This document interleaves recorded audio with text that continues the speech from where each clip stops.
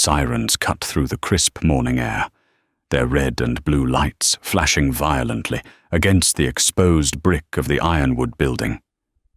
Nathaniel Crawford stood pressed against the cold masonry, his wrists bound tightly behind his back by cold steel handcuffs. Across the pavement, sipping an overpriced matcha latte, stood Brenda Hastings, the woman who had just called 911, a smug, satisfied smile plastered across her face. She thought she had just successfully removed a dangerous vagrant from her upscale neighborhood. The two responding officers puffed their chests out, convinced they had just stopped a burglary. But what none of them knew, what was about to shatter their entire reality and end careers, was the simple piece of paper sitting in Nathaniel's back pocket. They had just arrested the landlord. The ironwood building sat on the corner of 4th and Elm, a rapidly gentrifying pocket of the city, where high-end yoga studios were steadily replacing generational family bakeries. Nathaniel Crawford, 34 years old and fiercely determined, had watched the neighborhood shift for a decade. He hadn't just watched it, though. He had worked relentlessly to claim a piece of it. After years of working, grueling 80-hour weeks, consulting for tech startups and saving every single dime while living in a cramped studio apartment, Nathaniel had done the impossible. When the commercial real estate market briefly dipped 3 years ago, he liquidated his savings, secured a massive commercial loan, and purchased the entire ironwood building. It was a beautiful, sprawling, 3-story historic structure. The ground floor hosted 4 premium commercial retail spaces, while the top 2 floors consisted of luxury loft apartments. Nathaniel wasn't just a landlord who collected checks from a distance. He was deeply invested in his property. He operated his own flagship business, Axiom Coffee Roasters, out of the largest corner unit. He knew the plumbing, he knew the electrical quirks, and he preferred to do his own preventative maintenance whenever possible. It kept him grounded. The trouble began when the lease for Unit B, the space directly adjacent to Axiom Coffee, came up for renewal. The previous tenant, a quiet bookstore owner, retired. In his place came Brenda Hastings. Brenda was a woman who navigated the world with an overwhelming sense of unearned authority. She had opened Lumiere, an ultra-high-end boutique selling imported linens and overpriced artisanal candles. From the day she signed her lease, brokered entirely through Nathaniel's property management firm, meaning she had never actually met Nathaniel face to face. She acted as if she owned the entire block. Brenda was infamous among the local merchants for her sharp tongue, her relentless complaints about street parking, and her absolute disdain for anyone who didn't fit her narrow, wealthy demographic. Nathaniel, on the other hand, was an unassuming man. Despite his multi-million-dollar asset portfolio, he despised wearing suits. On his days off, or when he was doing building maintenance, he typically wore faded jeans, scuffed Timberland boots, and a comfortable, worn-in grey hoodie. He liked the anonymity. He liked blending in with the city he loved. The microaggressions from Brenda started small. One afternoon, Nathaniel was sitting on a public bench directly outside the ironwood building, drinking an espresso and reviewing some architectural blueprints on his tablet. Brenda marched out of her boutique, a severe scowl on her face. "Excuse me," she had snapped, her voice dripping with condescension. "This bench is for paying customers of the plaza, not for people to just loiter and use the free Wi-Fi." Nathaniel had looked up, slightly amused but mostly exhausted. He knew her type. Instead of starting a war, he simply smiled politely. "I assure you, Ma'am, I have plenty of business here. Have a great day." She had scoffed, muttering something under her breath about the neighborhood going downhill, and stormed back inside. Nathaniel didn't inform her that he was the one paying for the public Wi-Fi network she was currently using to run her boutique's point-of-sale system. He figured she would learn eventually, but Brenda's entitlement only grew, and her assumptions about Nathaniel began to fester into outright hostility. Every time she saw him walking the perimeter of the building, checking the masonry, or inspecting the alleyway dumpsters to ensure the city disposal crews were doing their jobs, her glares grew darker. She began calling the property management company, leaving irate voicemails for Nathaniel's manager, a man named Jonathan Reed, complaining about a suspicious individual constantly casing the premises. Jonathan, aware of the irony, would diplomatically assure her that the property was secure and that the individual in question was authorized to be there. But Brenda refused to listen. In her mind, a black man in a faded hoodie pacing the alleyways of her upscale retail block could only mean one thing: a threat to her business and her safety. The powder keg was set. All it needed was a spark, and Brenda was more than willing to strike the match. It was a crisp Tuesday morning in late October. The sun had barely broken over the city skyline, casting long, sharp shadows down Elm Street. Nathaniel arrived at the Ironwood building at 6 a.m. A cold front had moved in the night before, and one of the exterior security cameras mounted above the rear delivery alley, right between Axiom Coffee and Lumiere Boutique, had been malfunctioning, likely due to a loose wire exposed to the wind. Nathaniel pulled his grey hoodie tight against the morning chill. He grabbed a heavy aluminum stepladder from the utility closet inside his coffee shop, carried it out to the alleyway, and set it up firmly against the brick wall. He climbed up, a small toolkit hooked to his belt, and began unscrewing the housing of the security camera to inspect the wiring. At 6:30 a.m., Brenda Hastings arrived to open her boutique early for a private inventory count. She parked her pristine white SUV illegally in the loading zone, stepping out with a large designer tote bag and a steaming cup of coffee. As she walked toward her back entrance, she froze. There, halfway up a ladder, tinkering with the security system of the building, was the man she despised. Brenda's heart hammered, not with genuine fear, but with a sudden, vicious surge of vindication. I knew it, she thought. He's trying to disable the cameras. He's breaking in. She didn't retreat to safety. Instead, she marched directly toward the ladder, her phone already gripped tightly in her hand. "Hey!" she shrieked, her voice echoing sharply in the quiet alley. "Hey! You get down from there right now." Nathaniel paused, the small screwdriver in his hand. He looked over his shoulder, sighing internally as he saw Brenda glaring up at him. "Good morning." "Brenda," he said, keeping his voice even and calm. "Just fixing the camera.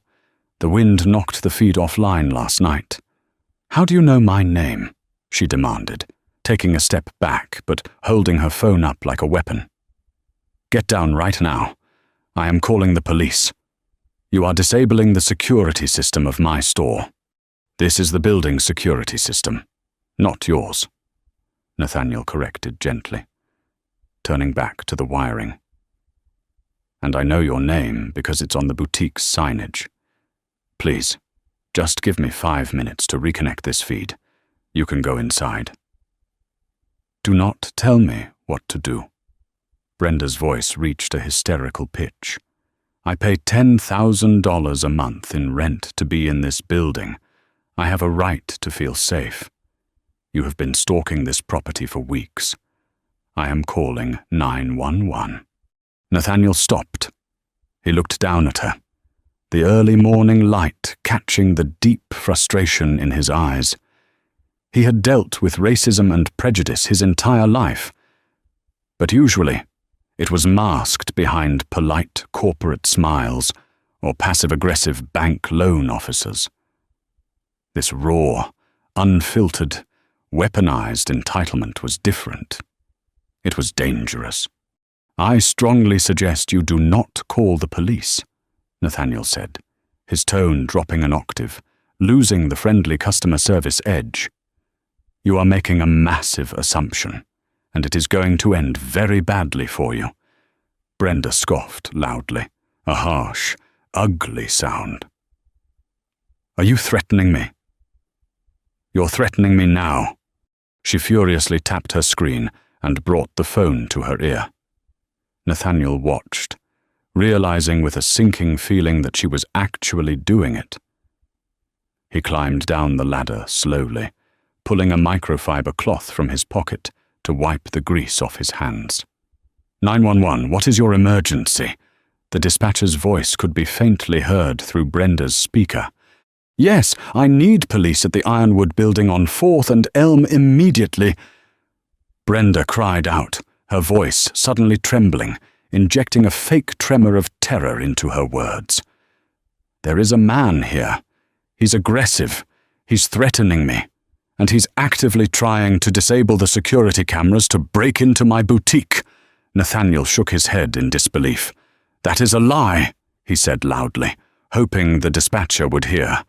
"He's still here," Brenda yelled into the phone, backing away toward the street, ensuring she remained the victim in the narrative. "He has tools.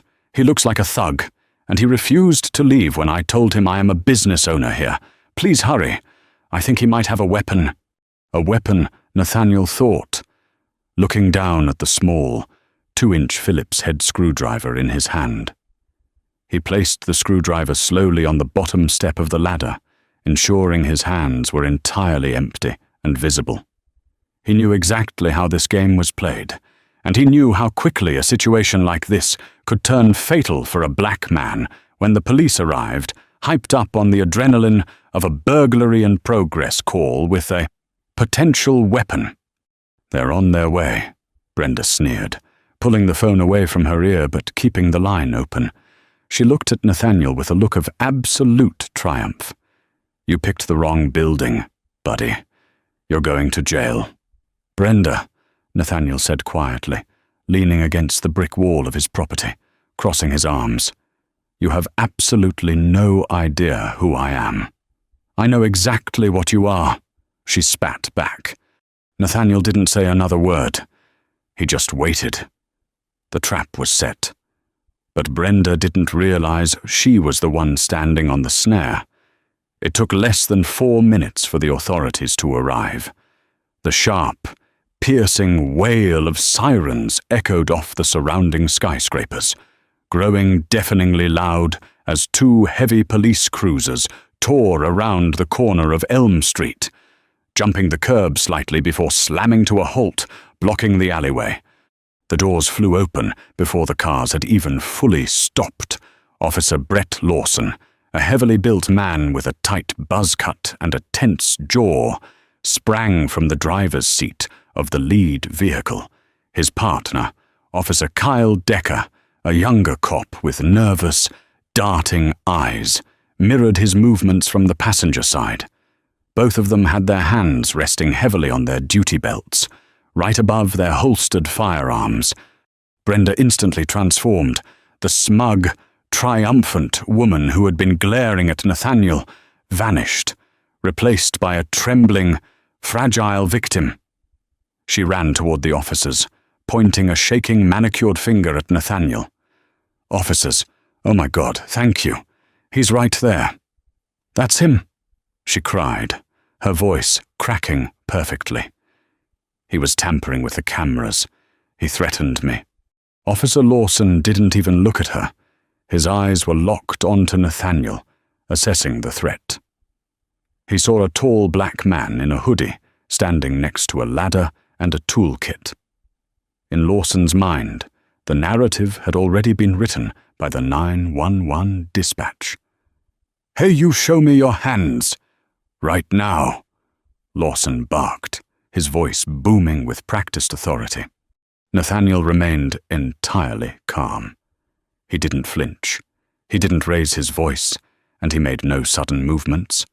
He slowly uncrossed his arms and raised his hands in the air, palms open and facing the officers. "My hands are visible." "Officer," Nathaniel said, his voice steady, projecting clearly across the alley. "I am unarmed. I was doing maintenance on the building." "Turn around and face the wall," Officer Decker shouted, stepping forward rapidly, pulling his handcuffs from his pouch. "Do it now, officers. If you will just let me explain who I am and why I am here," Nathaniel began. "Shut your mouth and face the wall," Lawson interrupted, stepping aggressively into Nathaniel's personal space. He grabbed Nathaniel by the shoulder of his hoodie and violently spun him around, slamming him face first against the cold, rough brick of his own building. Nathaniel grunted as the impact scraped his cheek against the masonry. The sheer indignity of it, the physical assault on his own property, over a blatant lie sent a flash of hot anger through his chest. But he forced it down. Emotion would get him killed. Logic, documentation, and the law would be his vengeance. "Do not resist," Decker warned. Grabbing Nathaniel's left wrist and wrenching it behind his back, the cold metal of the handcuff bit sharply into Nathaniel's skin. A second later, his right wrist was pulled back, and the ratcheting click of the cuffs echoed in the alleyway. "I am not resisting," Nathaniel said calmly, his cheek pressed against the brick. "But I need to state for the record that you are making a false arrest based on a fraudulent 911 call. If you check my—" "I told you to keep your mouth shut," Lawson growled, patting Nathaniel down aggressively, checking his pockets and his waistband for the weapon Brenda had mentioned. Finding nothing, Lawson took a step back, breathing heavily. "You have the right to remain silent. I suggest you use it." By now, a small crowd had begun to gather on the sidewalk. Commuters walking to the train station had stopped. A few people had pulled out their phones and started recording. Among the crowd was Sarah Higgins, the manager of the floral shop located in Unit C of the Ironwood building. She had just arrived for her shift and pushed her way to the front of the crowd, her eyes wide with shock. "What are you doing?" Sarah yelled at the officers. "Let him go." "Ma'am, step back," Decker ordered, holding his hand up toward the crowd. "This is an active crime scene." "Crime scene." Sarah looked utterly baffled. "That's Nate. He owns the coffee shop right there. He's always here." Brenda, who had been watching the arrest with a look of supreme satisfaction, scoffed. "He does not own anything. He just works there. And he was trying to break into my store." Officer Lawson ignored Sarah, assuming she was just a confused bystander sticking up for a co-worker. He grabbed Nathaniel by the bicep and yanked him away from the wall. "All right, buddy, let's go." "You're taking a ride," Lawson said, attempting to march Nathaniel toward the back of the cruiser. Nathaniel planted his feet. He was a large man, built solid from years of manual labor before his tech days, and he rooted himself to the pavement. Lawson tugged, but Nathaniel didn't move. "Officer Lawson," Nathaniel said. The use of the officer's name, read straight from his name tag, made the cop pause. Nathaniel turned his head to look the officer dead in the eyes. There was no fear in Nathaniel's gaze, only an icy, terrifying composure. "You have a duty to investigate before detaining," Nathaniel continued, his voice ringing with absolute authority. "I am telling you right now, you are trespassing on private property, and you are unlawfully detaining the owner of this estate. My wallet is in my right back pocket. Pull it out." Lawson hesitated. The utter confidence in Nathaniel's voice was jarring. Criminals usually yelled, panicked, or fought. They didn't speak with the calm, precise cadence of a corporate lawyer. "He's lying," Brenda shouted from the sidelines, stepping forward. "He's a thug. Put him in the car." "Ma'am, please let us do our jobs," Decker said, finally looking at Brenda with a hint of annoyance. Lawson looked at his partner, then back at Nathaniel. The crowd was growing. The cell phone cameras were rolling. If he put a legitimate business owner in the back of a squad car, the department would have a PR nightmare on its hands. "Right back pocket?" Lawson asked, his tone dropping some of its aggressive bravado. "Yes," Nathaniel replied. "Pull out the wallet. Look at my driver's license. Then look at the laminated property deed card behind it, and the business cards that match the name on the awning of the coffee shop 10 feet away from you. And then, Officer Lawson, I want you to think very carefully about your next move." Lawson swallowed hard. He reached out, his hand trembling slightly, and reached into Nathaniel's back pocket. He pulled out a sleek, minimalist leather wallet. He flipped it open. There, staring back at him, was a Washington State driver's license. The name printed in bold letters, Nathaniel Crawford. Lawson's eyes flicked to the coffee shop window. The elegant gold leaf lettering read, "Axiom Coffee Roasters, N. Crawford, Proprietor." But it was the card tucked behind the ID that made the blood drain entirely from Officer Lawson's face. It was a heavy cardstock emergency contact and access card issued by the city's commercial registry. It listed Nathaniel Crawford, not just as the owner of the coffee shop, but as the sole legal owner and registered landlord of the entire Ironwood building complex. Lawson stared at the card. The silence in the alleyway suddenly felt deafening. He looked up at Nathaniel, who was still handcuffed, still calm, and watching the officer with a look of absolute, righteous judgment. "Oh, God," Officer Decker whispered, reading over his partner's shoulder. Brenda, sensing the sudden shift in the atmosphere, stepped forward, her face twisting in confusion. What is it? Why aren't you putting him in the car?" Officer Lawson slowly closed the wallet. He looked at Brenda, his expression transforming from aggressive authority to a mix of sheer panic and deep, seething anger at the woman who had just tricked him into violating the civil rights of a multi-millionaire property owner on camera. The hammer was about to drop, and it was going to crush Brenda Hastings. Officer Brett Lawson stood completely frozen, his eyes glued to the heavy cardstock in his trembling hand. The morning traffic on Elm Street seemed to fade into a dull, distant hum. The blaring squawk of the police radio on his shoulder abruptly sounded like it belonged in another universe. The reality of what he had just done, who he had just physically assaulted and unlawfully restrained, was crashing down on him with the weight of a collapsing building. He had just slammed Nathaniel Crawford, the multimillionaire owner of the Ironwood building and a prominent local business figure, against his own brick wall. He had done it on camera, in front of witnesses, without conducting a shred of preliminary investigation, entirely on the hysterical word of a boutique owner who clearly had a prejudiced agenda. In the modern era of policing, Lawson knew exactly what this meant. He saw his pension evaporating. He saw the inevitable internal affairs investigation, the viral video, the civil rights lawsuit that would drain the city's coffers, and the agonizing press conference his captain would have to give. "Officer Lawson." Nathaniel's voice broke through the officer's paralyzing panic. It was still infuriatingly calm, stripped of any aggression but dripping with a heavy, undeniable authority. "The keys to those handcuffs are on your belt. I suggest you use them. Now." Lawson swallowed hard, his throat dry. He practically shoved the wallet back into Nathaniel's pocket and fumbled frantically for his handcuff keys.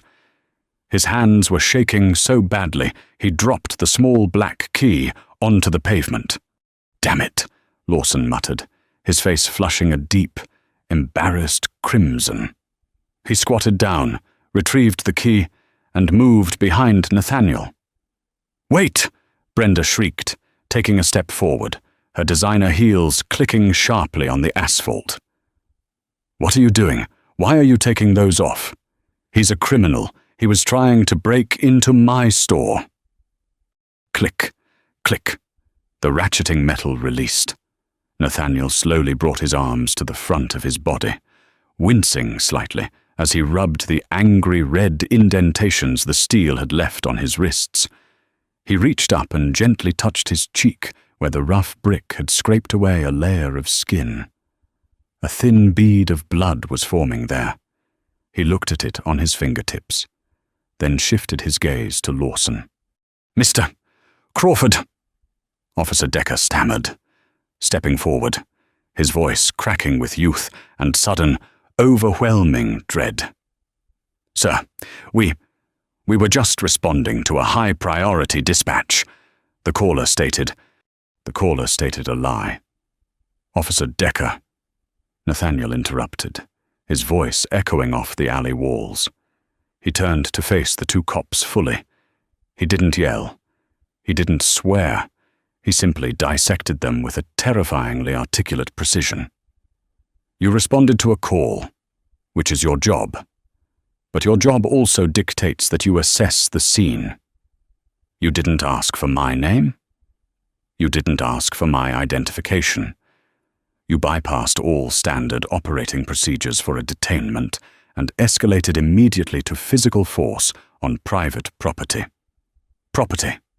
I will remind you that I own and pay the property taxes on, which in turn fund your salaries." Lawson looked like he was going to be sick. "Sir, I apologize. We were told there was a potential weapon. We had to secure the scene." "My screwdriver." Nathaniel pointed to the bottom step of the ladder. "A lethal weapon. Or was my weapon the fact that I am a black man wearing a hoodie at 6:30 in the morning?" The silence that followed was suffocating. Several people in the gathered crowd of onlookers gasped. Sarah Higgins, the floral shop manager, was holding her phone up, the red recording light glaring like a beacon of accountability. "Hey!" Brenda yelled again, her voice shrill and desperate, unable to comprehend the shift in the power dynamic. She stomped her foot, looking between the officers and Nathaniel. "Why are you apologizing to this thug? I am the victim here. I called you. I demand that you arrest him immediately." Officer Lawson finally snapped. The sheer terror he felt for his career instantly mutated into a white-hot, venomous rage directed entirely at the woman who had put him in this position. He spun around, marching toward Brenda until he was mere inches from her face. "Shut your mouth!" Lawson roared, his voice booming so loudly Brenda actually jumped backward, clutching her designer tote bag to her chest in shock. "Do not say another word. Do you understand me? You lied to a 911 dispatcher. You told us there was a burglary in progress by an armed assailant." "He is an assailant," Brenda stammered, her flawless makeup doing nothing to hide the sudden pallor of her skin. "He was tampering with my cameras." "Those aren't your cameras." "Brenda," Nathaniel said, stepping forward. He moved with a slow, deliberate grace, adjusting his hoodie. "They belong to the building's central security network, which I manage because I own the building. I own the bricks you are standing on. I own the glass in your windows. And I own the lease that you signed 3 months ago." Brenda froze. Her eyes darted from Nathaniel to the officers, to the crowd, and back to Nathaniel. Her brain simply refused to process the information. It violated every prejudiced, preconceived notion she held about the world and her place in it. You're lying," she whispered, her voice trembling, though the arrogant edge was rapidly crumbling. "My landlord is a corporation, Ironwood Holdings, LLC. My property manager is a white man named Jonathan. I've spoken to him." "Jonathan Reed is my employee," Nathaniel clarified, pulling his phone from his pocket and tapping the screen. "He manages the day-to-day tenant relations because I prefer to focus on the macro-level operations of my commercial portfolio. And frankly, because I don't have the patience to deal with tenants who complain about the public sitting on public benches." Nathaniel hit dial and put the phone on speaker, holding it up for everyone to hear. It rang twice before a crisp, professional voice answered. "Good morning. Nate? Everything all right? It's a bit early for you to be calling." Jonathan's voice echoed from the phone. "Morning, Jonathan," Nathaniel said, keeping his eyes locked onto Brenda's increasingly horrified face. "I need you to confirm something for a tenant of ours, who is the sole proprietor of Ironwood Holdings, L.C. "You are Nate," Jonathan replied without hesitation. "Nathaniel Crawford. Why? What's going on? And who holds the master deed to the Ironwood building on 4th and Elm?" "You do, sir." "Nate, is there a problem at the property?" "There is," Nathaniel said coldly. "I'm currently standing in the back alley with 2 police officers and the tenant of Unit B, Brenda Hastings. She just called 911, claimed I was an armed burglar, and had me thrown against the wall and placed in handcuffs." There was a stunned, heavy silence on the other end of the line. When Jonathan finally spoke, his polite, customer service tone had completely vanished, replaced by an icy, corporate ruthlessness. "Are you injured, Mr. Crawford? Do I need to contact our legal team?" "I have a bruised cheek and scraped wrists," Nathaniel said. "Have Mitchell put on standby, and Jonathan bring Brenda Hastings's lease agreement down here immediately. The physical copy. I'm leaving my house right now. Be there in 15 minutes, Jonathan said, hanging up. Nathaniel lowered his phone. He looked at Brenda, who was now visibly shaking. The smugness, the entitlement, the unearned superiority, it had all evaporated, replaced by the stark, terrifying realization that she had just launched a nuclear strike on her own life. "You," Brenda stammered, her eyes wide, darting around as if looking for an escape route that didn't exist. "You should have told me if you were the owner. You should have worn a suit. You shouldn't be sneaking around in a hoodie like a what? Brenda?" Nathaniel challenged, his voice dropping to a dangerous, quiet rumble. "Finish the sentence." She snapped her mouth shut. She knew better than to say the word aloud, especially with a half-dozen cell phone cameras recording her every breath. "That's what I thought," Nathaniel said. He turned his attention back to the two police officers, who were standing awkwardly, completely, entirely stripped of their authority. "Officers, I believe we have a crime to process, but it's not a burglary." Officer Lawson looked at Nathaniel, desperate for a lifeline. "Mr.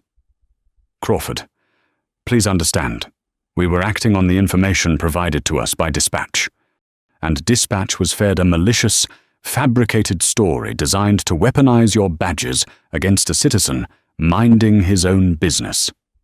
Nathaniel replied sharply. "I am well versed in the penal code.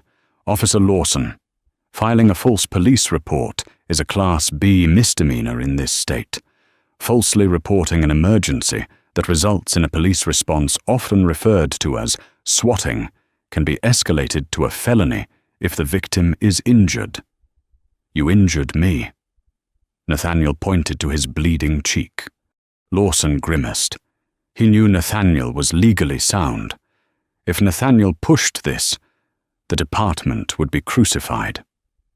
The only way to deflect the immense liability away from the police department was to shift the entire burden of guilt onto the woman who had instigated the entire debacle.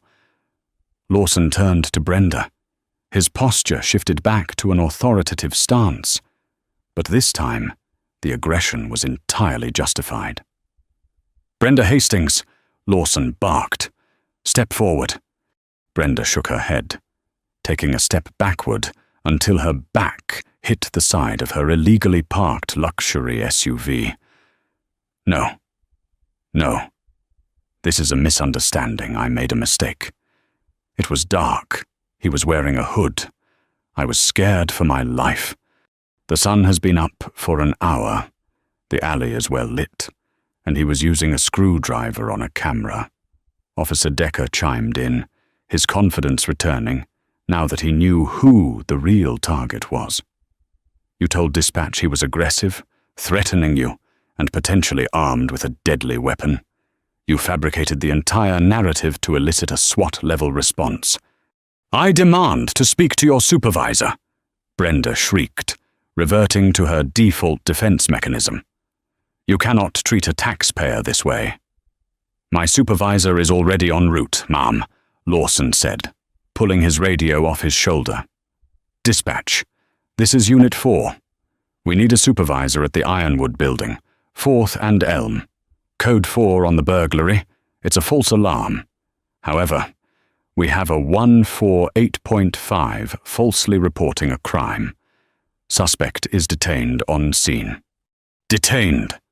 Brenda screamed, her voice cracking into a hysterical pitch. "You are not detaining me. I have a business to open. I have inventory to count. I have VIP clients arriving at 9 o'clock. Your VIP clients are going to find a locked door. Brenda!" Nathaniel interjected smoothly. He walked past the officers and stood directly in front of her. For the first time, he let a small, razor-sharp smile touch his lips. It wasn't a smile of joy. It was the grim satisfaction of a man executing a flawless, unavoidable checkmate. "What are you talking about?" she spat, though the fear in her eyes betrayed her defiance. "I'm talking about your lease," Nathaniel said. "When my legal team drafted the commercial agreements for this building, I insisted on a very specific, ironclad clause. Section 8, Paragraph 4, the Quiet Enjoyment and Moral Turpitude Clause. It explicitly states that any tenant who engages in criminal activity on the premises, harasses other tenants, or creates a hostile environment that threatens the safety and security of the property is subject to immediate, unilateral lease termination without a cure period." Brenda's jaw dropped. "You can't do that. I paid a massive security deposit. I paid 6 months of rent up front. And my legal team will happily refund the prorated balance to whatever address you provide us, minus the cost of breaking the contract and the legal fees associated with your eviction," Nathaniel said, his tone utterly devoid of sympathy. "You weaponize the police against another tenant. The fact that the tenant happened to be the landlord just makes the eviction process faster. You don't have 30 days. Brenda, you don't have a week. Your lease is null and void as of this exact second. You are now trespassing on my property." "You are a monster," Brenda wailed, genuine tears of panic finally spilling over her mascara-coated eyelashes. "I put everything into this boutique. You're ruining my life over a simple misunderstanding. You tried to end my life over your prejudice," Nathaniel corrected, his voice turning to stone. "If I had panicked, if I had reached for my phone, if I had done anything other than freeze when Officer Lawson grabbed me, I could be lying in a body bag right now because of your misunderstanding. You don't get to play the victim today. Brenda, today, you pay the bill." Just then, The deep, rumbling sound of a heavy-duty diesel engine echoed down the alley. A massive, bright yellow flatbed tow truck pulled up, its reversing beeper cutting through the tense atmosphere.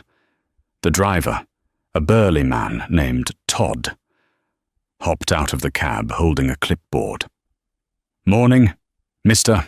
Crawford," Todd called out cheerfully, ignoring the police cars and the crying woman. "Got a call from the automated system.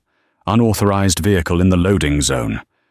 "Right here, Todd," Nathaniel said, gesturing to Brenda's pristine, white luxury SUV. "No commercial loading permit, parked in a fire lane, and the owner is no longer an authorized tenant of the building. Tow it to the impound lot across town." Brenda let out a sound that was half gasp, half scream. "No, my car! My purse is in there! My keys are in there! You can't take my car!" She lunged toward the SUV, trying to grab the door handle. Officer Decker stepped smoothly into her path, holding up a hand. "Ma'am, step away from the vehicle. It is being legally removed from private property." "This is illegal. This is all illegal," Brenda sobbed, turning to the crowd on the sidewalk, looking for any sympathetic face. But she found none. Sarah Higgins was still recording, a look of grim satisfaction on her face. The other commuters watched with a mixture of amusement and disgust. Brenda had spent 3 months treating everyone in the neighborhood like dirt beneath her expensive shoes. There was no goodwill left to mine. "Brenda Hastings," Officer Lawson said, stepping up behind her, unholstering the exact same pair of handcuffs he had used on Nathaniel just 10 minutes prior. "Place your hands behind your back. You are under arrest for filing a false police report, misuse of the 911 emergency system, and creating a public disturbance." "No, please, I'll apologize. I'm sorry," Brenda begged, her pride entirely broken, pleading with Nathaniel. "Mr. Crawford, please, tell them to stop. I'll pack up my store. Just don't let them arrest me." Nathaniel looked at her, his expression unreadable. He felt a fleeting moment of pity, not for her, but for the pathetic reality that it took the total destruction of her livelihood and impending jail time for her to recognize his humanity. "Officer Lawson," Nathaniel said quietly. Lawson paused, the handcuffs hovering over Brenda's wrists. Brenda looked at Nathaniel with wide, desperate eyes, praying for a pardon from the very man she had tried to destroy. "Yes, Mr. Crawford," Lawson asked. "Please be sure to check the cuffs," Nathaniel said coldly, turning his back on the scene and walking toward his coffee shop. "Make sure they're tight. I wouldn't want her to escape." The ratcheting click of the cold steel locking around Brenda's wrists echoed loudly in the alleyway, harmonizing perfectly with the grinding whine of the tow truck's winch as it dragged her luxury SUV onto the flatbed. It was the sound of absolute, undeniable karma. The heavy, reinforced door of the police cruiser slammed shut, sealing Brenda Hastings in the back seat.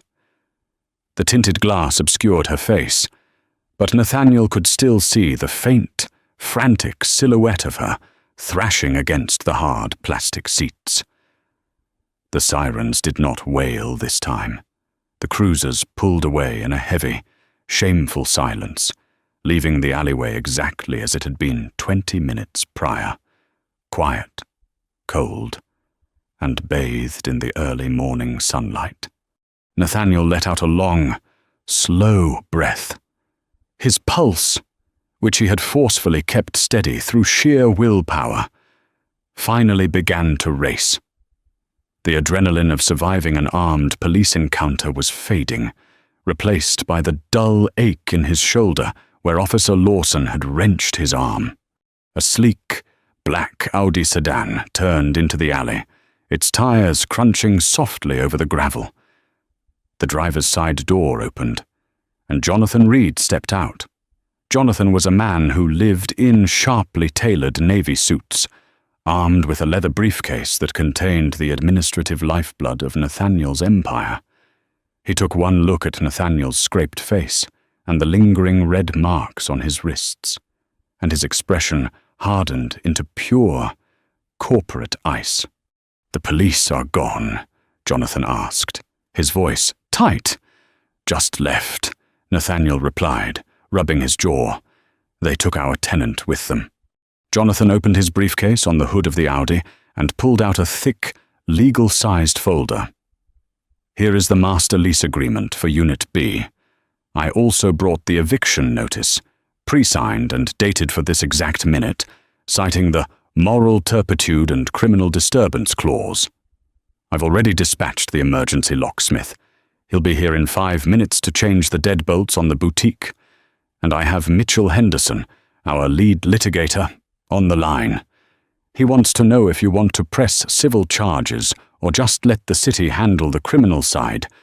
"Both," Nathaniel said, his voice flat and uncompromising. "I want to file a civil suit for defamation, false imprisonment, distress, and breach of contract. I want every single penalty applied. She didn't just insult me, Jonathan. She tried to weaponize the police to eliminate me. I want her to feel the full, crushing weight of the system she tried to use." By the time the locksmith arrived and began drilling out the brass locks on the back door of Lumiere, the digital world had already caught fire. Sarah Higgins, the floral shop manager who had bravely stood her ground and recorded the entire interaction, had uploaded the unedited 5-minute video to 3 different social media platforms. She captioned it simply, "Entitled boutique owner calls SWAT on black man fixing a camera. Turns out he owns her building. Watch until the end." The internet, always hungry for a swift delivery of justice, devoured it. Within 2 hours, the video had crossed 500,000 views. By noon, it was at 3 million.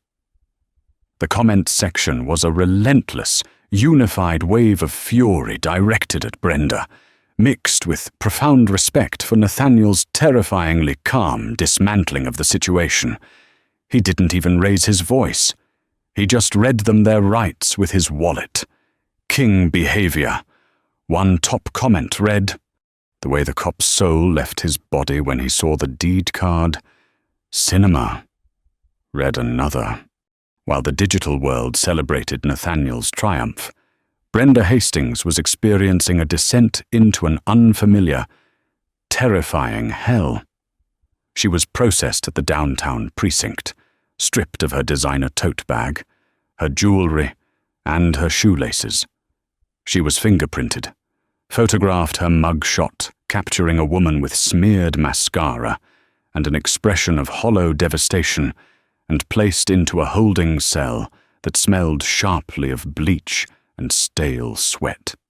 For a woman who had never faced a consequence she couldn't buy her way out of, the holding cell was a psychological shattering. She sat on the cold steel bench, shivering, surrounded by petty thieves and public intoxicants, realizing that her privilege had completely evaporated the moment she lied to the 911 dispatcher. It took 4 hours for her husband, Charles Hastings, to arrange her bail. Charles was a senior partner at a mid-tier investment firm, a man obsessed with appearances and social standing. When Brenda was finally released into the harsh fluorescent light of the precinct lobby, she ran toward him, expecting comfort. Instead, Charles stepped back, his face a mask of restrained fury. Standing next to him was Stephen Hughes, a high-priced defense attorney. "Charles, thank God, it was a nightmare. That man..." Brenda started, her voice a desperate whisper. "Do not speak," Charles hissed, his voice trembling with rage. "Do not say a single word. Do you have any idea what you have done?" Brenda blinked, stunned, I made a mistake. Charles. He didn't look like a landlord. He is Nathaniel Crawford, Charles barked, losing his composure for a split second. He owns half the commercial real estate on the east side. My firm has been trying to court his portfolio for 2 years, and you just called the police and falsely accused him of a felony on a video that is currently the #1 trending topic in the country. Stephen Hughes adjusted his glasses, looking at Brenda with a mixture of professional detachment and personal pity. Mrs. Hastings, we have a massive problem. The district attorney is not dropping the charges. The police department is looking for a scapegoat to avoid a civil rights lawsuit from Mr. Crawford. And they have decided to throw the entire book at you. You are facing a felony charge for swatting, and that's just the criminal side. What do you mean? Brenda asked, the blood draining from her face. I just got off the phone with Mitchell Henderson, Mr. Crawford's lead attorney, Hughes explained grimly. Your lease is terminated.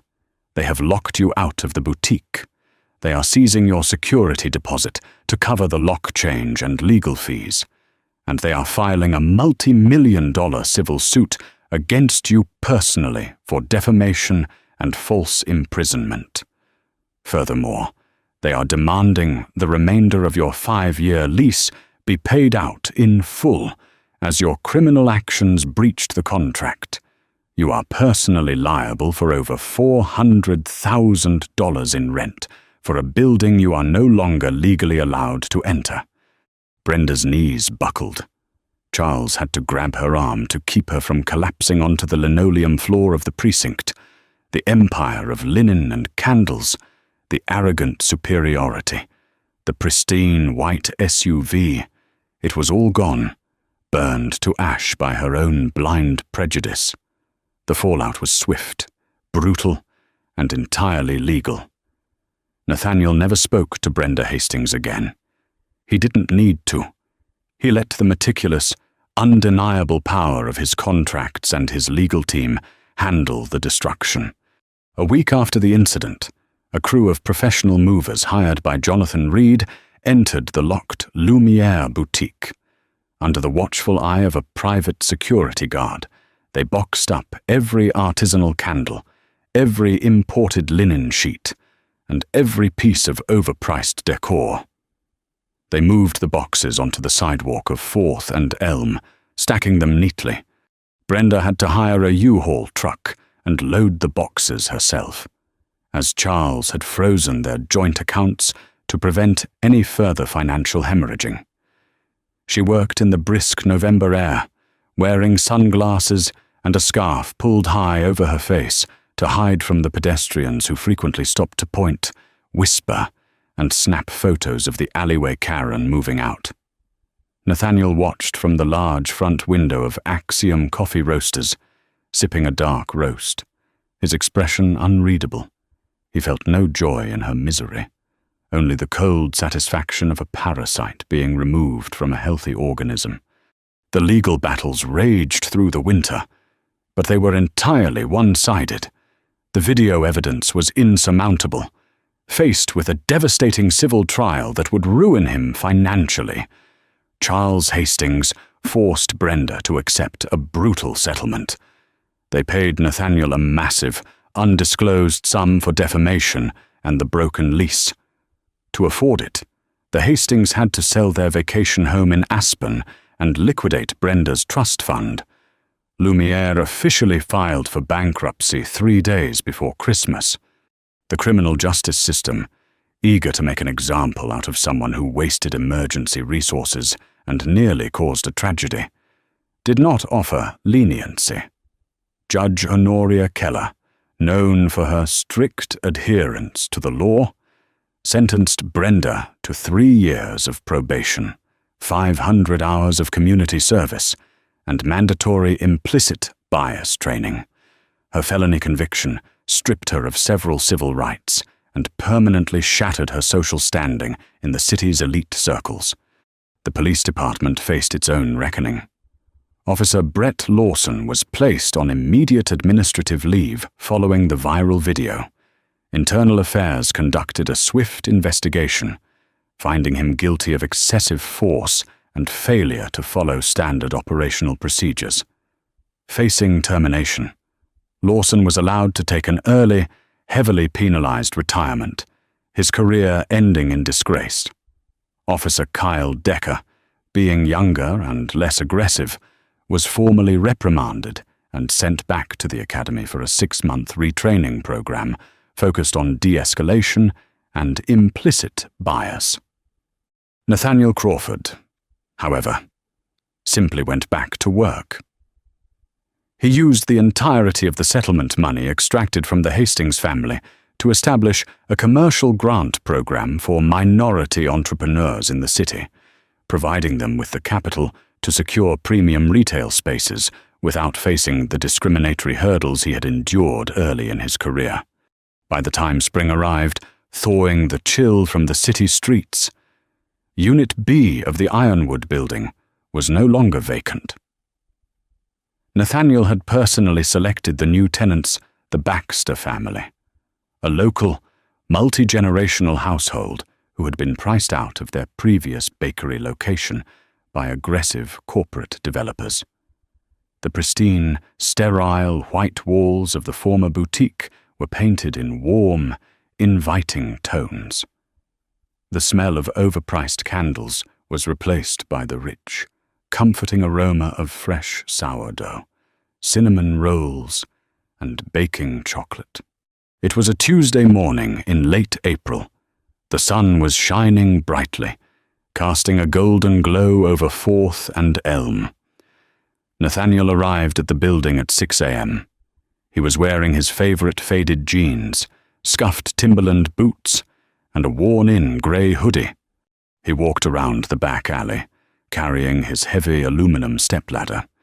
He set it up against the brick wall, right beneath the security camera he had fixed months ago. He climbed up, a small toolkit hooked to his belt, and began cleaning the lens of the camera with a microfiber cloth. The back door of Unit B swung open. Maria Baxter, the matriarch of the bakery, stepped out into the alley carrying a tray of piping hot, freshly baked apple turnovers. She looked up at Nathaniel on the ladder and smiled warmly. "Morning." "Nate," Maria called out cheerfully. "I thought I heard you out here tinkering. You want a turnover before you open the coffee shop?" Nathaniel paused, looking down at the kind, hard-working woman who now occupied his building. The contrast between her and the previous tenant was the difference between night and day. He smiled, a genuine, relaxed expression that reached his eyes. "Good morning, Maria," Nathaniel said, climbing down the ladder and wiping his hands on his jeans. "I would absolutely love one. Thank you." He took the pastry, feeling the warmth radiating through the paper napkin. He looked at the heavy, historic brick of the Ironwood building, then down the alleyway toward the bustling street. He had built an empire from the ground up, fighting through doubt, prejudice, and systemic barriers. He had defended it without raising his voice or throwing a punch. He had simply stood his ground. Let the truth speak for itself, and allowed the unbreakable weight of reality to crush those who tried to deny his existence. The Ironwood building stood tall, a monument to resilience, hard work, and the absolute, terrifying precision of karma. If this story of absolute karma and legal justice had your blood boiling and then cheering for Nathaniel's ultimate victory, hit that like button. Right now. It's stories like this that remind us why you should never judge a book by its cover or a multi-millionaire landlord by his faded hoodie. We love bringing you these intense, real-life narratives where entitlement meets a brutal reality check and the right people come out on top. What would you have done if you were in Nathaniel's shoes? Drop your thoughts in the comments below. We read every single one. If you want more high-stakes drama, crazy twists, and satisfying conclusions where the villains get exactly what they deserve, make sure to hit subscribe and ring the notification bell so you never miss an upload. Share this video with someone who loves a good dose of instant karma.